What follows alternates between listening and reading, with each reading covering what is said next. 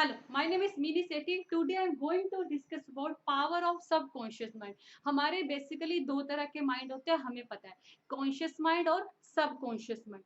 Conscious mind क्या होता है? आपका लॉजिकल माइंड होता है। जो भी आप डे टू डे लाइफ की एक्टिविटी परफॉर्म करते हो, जो आपको पता है कि आप परफॉर्म कर रहे हो, जैसे अभी आपको पता है कि आप वीडियो देख रहे हो, ठीक है, ये सारी एक्टिविटी किसके अंडर आती है? कॉन्शियस माइंड के अंडर आती है। कॉन्शियस माइंड क्या होता है? आपका लॉजिकल माइंड होता है। जो भी आप डे टू डे लाइफ की एक्टिविटी परफॉर्म करते हो, जब आप अवेयर हो कि आप ये एक्टिविटी कर रहे हो, तो वो किसके अंडर आती है? कॉन्शियस माइंड के अंडर आती है। लेकिन कुछ एक्टिविटी हमारी बॉडी में अपने आप ही होती है, जैसे हमारा सांस लेना, हमारी बॉडी में ब्लड का सर्कुलेशन होना, ये हमें पता नहीं है, लेकिन हमारी बॉडी में ये सब एक्टिविटी हो रही है। तो ये किसके अंडर परफॉर्म हो रही है? ये सब कॉन्शियस माइंड के अंडर परफॉर्म हो रही है। ओके, जो एक्टिविटी हमें पता है कि हम परफॉर्म कर रहे हैं, वो कॉन्शियस माइंड के अंडर परफॉर्म हो रही है। लेकिन जो एक्टिविटी हमारी बॉडी में अपने आप परफॉर्म हो रही है, हम उस टाइम पे उसके बारे में अवेयर नहीं है, तो वो किसके अंडर हो रही है? सब कॉन्शियस माइंड के अंडर हो रही है। जो मेन मोस्ट इंपॉर्टेंट डिफरेंस वो क्या है? कॉन्शियस माइंड सिर्फ हमारी लाइफ को 10% कंट्रोल करता है, बाकी जो 90% कंट्रोल है वो किसके अंडर है? आपके सब कॉन्शियस माइंड के अंडर है।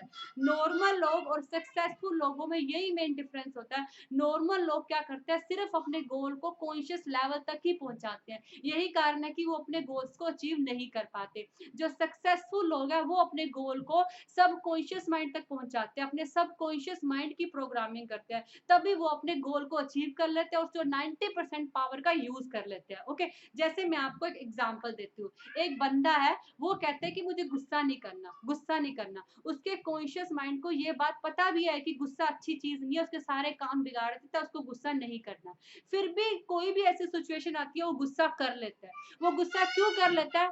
क्योंकि उसने अपनी प्रोग्रामिंग सब कॉन्शियस माइंड तक नहीं की। उसने अपनी बात कॉन्शियस माइंड तक तो पहुंचा दी, उसके कॉन्शियस माइंड को तो पता है कि उसे गुस्सा नहीं करना, लेकिन फिर भी कोई सिचुएशन ऐसी आती है, वो गुस्सा कर जाता है। क्यों कर जाता है? क्योंकि उसने ये बात अपने सब कॉन्शियस माइंड तक नहीं पहुंचाई, उस 90% पावर का यूज नहीं किया, और वो कंट्रोल से बाहर चला जाता है। फिर बाद में वो किस चीज पे ब्लेम लगाता है? उस बंदे ने मुझे गुस्सा चढ़ा दिया, उस सिचुएशन ने मुझे गुस्सा चढ़ा दिया। ठीक है, आप क्या, वो बंदा, वो सिचुएशन, वो क्या, एक्सटर्नल है। ठीक है, कोई भी एक्सटर्नल चीज आपका खुद तब तक कुछ नहीं बिगाड़ सकती, आपको इमोशनली तब तक डिस्टर्ब नहीं कर सकती जब तक आप खुद ना चाहो। इसे हम एक एग्जांपल के थ्रू समझते हैं। ठीक है, एक बंदा है, ठीक है, वो इंटरव्यू देने के लिए जा रहा है। ठीक है, ए पर्सन है अनिल।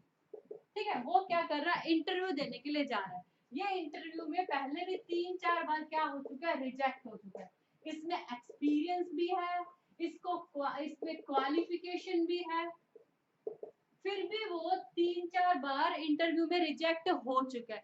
क्यों रिजेक्ट हो चुका है? क्योंकि जब भी ये इंटरव्यूअर के सामने जाता है, इसका कॉन्फिडेंस लूज हो जाता है, नर्वस हो जाता है। जो भी क्वेश्चन इंटरव्यूअर पूछता है, उसका ये रिप्लाई नहीं कर पाता। जो सक्सेस, जो स्किल, जो एबिलिटी आप दिखा ना पाओ, टाइम आने पे वो आप में ना के बराबर, उसे मान के मत चलो आप में है।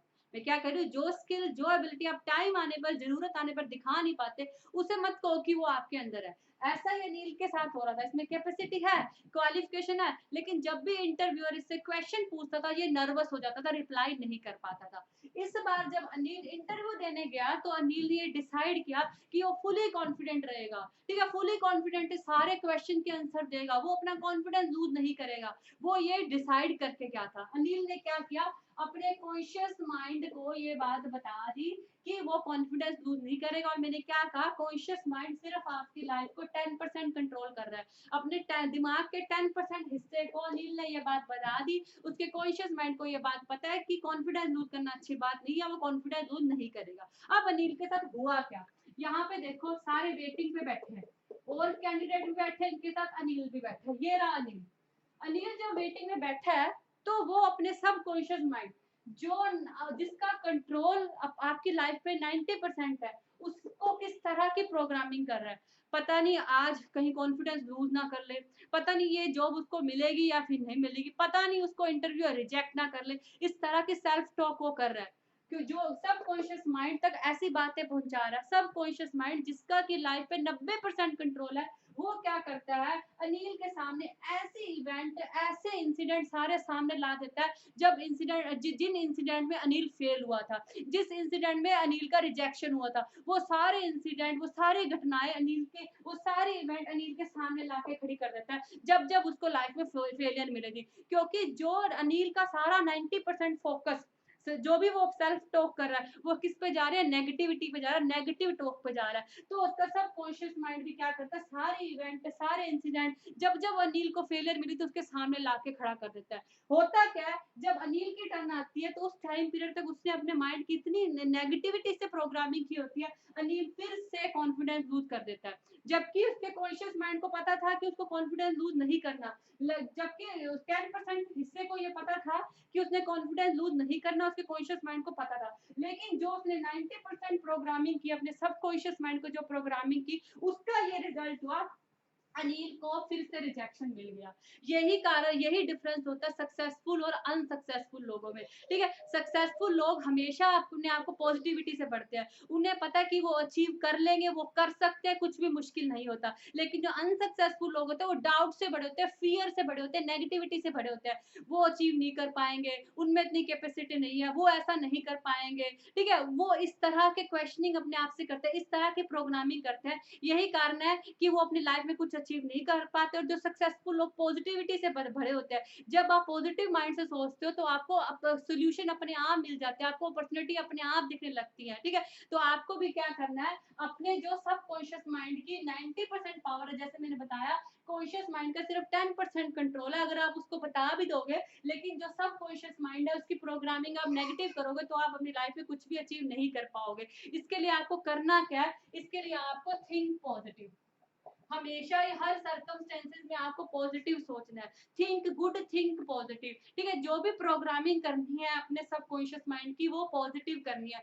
सबसे पहले आपको जो सेल्फ टॉक करनी है, वो कभी भी नेगेटिव नहीं करनी है। अपने आप से इस तरह की बातें नहीं करनी कि मैं अचीव कर पाऊंगा या फिर नहीं कर पाऊंगा, मुझे उस टाइम पे रिजेक्शन मिला था, मुझे उस टाइम पे फेलियर मिला था, मेरे उतने मार्क्स कम आए थे, मुझे उसने ऐसे बोला था, मुझे उसने ऐसे कहा था। इस तरह की नेगेटिव टॉक आपको अपने आप से नहीं करनी है। आपको क्या करना है, अपने बारे में पॉजिटिव सोचना है, अपने आप को पॉजिटिव अफर्मेशन देनी है, अपने सबकॉन्शियस माइंड की प्रोग्रामिंग क्या करनी है, पॉजिटिव होके करनी है। इसके लिए आप पॉजिटिव नोट्स लिख सकते हो, मॉर्निंग में एक हैबिट बना लो कि आपको पॉजिटिव 10 कोई भी क्वेटेशन आपको अपने बारे में पॉजिटिव लिखनी है। और सबसे इंपॉर्टेंट थिंग जो मैं पहले भी बताती हूँ, आपको क्या करना है, ग्रेटिट्यूड फील करना है। जो भी आपके पास है उसके लिए आपको भगवान का थैंकफुल बोलना है। जब आप ग्रेटिट्यूड फील करते हो, जो भी आपके पास है उसके लिए भगवान का थैंकफुल फील करते हो, तो आपको और भी अपॉर्चुनिटी दिखने लगती है अपनी लाइफ में। ओके, आई थिंक आपको इस समझ में आ गया होगा power of subconscious mind. Thank you.